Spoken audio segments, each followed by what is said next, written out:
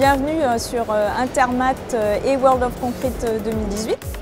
Cette année, les deux salons ont été organisés en 4 pôles d'expertise qui font d'ailleurs la part belle au secteur du transport, puisque ces 4 pôles sont terrassement et démolition, levage, manutention et transport, qui représente un secteur à part entière, route, industrie des matériaux et fondations, et bâtiments et filières du béton.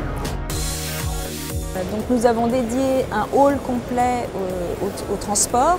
C'était une volonté de façon à sectoriser clairement l'offre du salon et que chacun des secteurs d'activité se retrouve et ait une belle vitrine.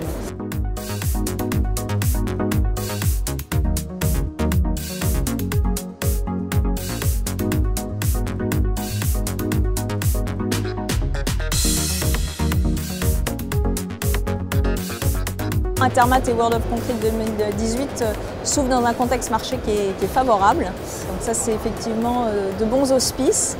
Les indicateurs d'ailleurs de préenregistrement de visiteurs étaient bons avant salon.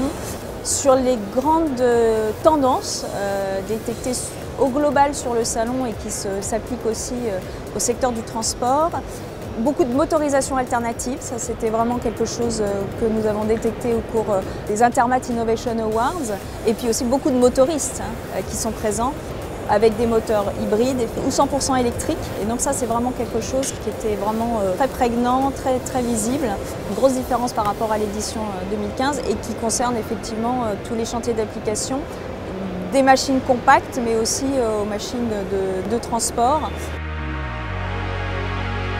Une autre grosse tendance, c'était bien sûr la digitalisation chez les constructeurs, mais aussi toute une série de petites entreprises, voire de start-up.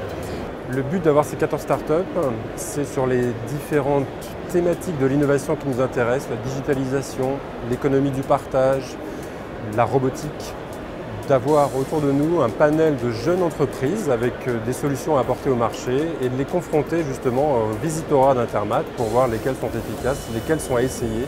Shermat est une start-up présente sur le village start-up d'Intermat et nous proposons une innovation au monde de la construction. On leur propose de travailler avec l'Airbnb de la machine de travaux publics. Donc l'expérience Shermat se vit en connectant son matériel. On reçoit un petit boîtier qui se fixe pareillement sur la machine et c'est tout. On rentre ensuite dans une plateforme qui permet de gérer de manière collaborative sa machine. C'est la nouveauté. On ne s'envoie plus des mails avec des pièces attachées jamais à jour.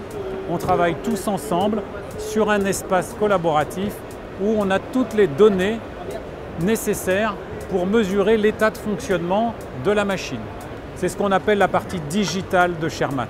Quand on voit son parc sur son téléphone portable ou sur son ordinateur de manière simple, on commence à voir des zones où on peut dégager du temps pour mettre à disposition la machine à d'autres professionnels. Et c'est là qu'on gagne parce qu'on a des revenus complémentaires comme Airbnb sur sa machine parce qu'on l'a loué à d'autres professionnels.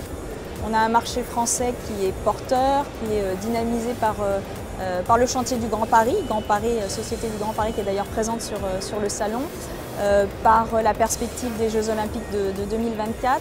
Donc ça c'est important de le rappeler, ce n'est pas un salon français, 65% des visiteurs sont français mais donc 35% de l'international sont attendus. Donc un marché français dynamique et une tendance aussi de dynamisme sur les marchés export, qu'ils soient européens, Moyen-Orient et Afrique, qui est vraiment le terrain de jeu des salons.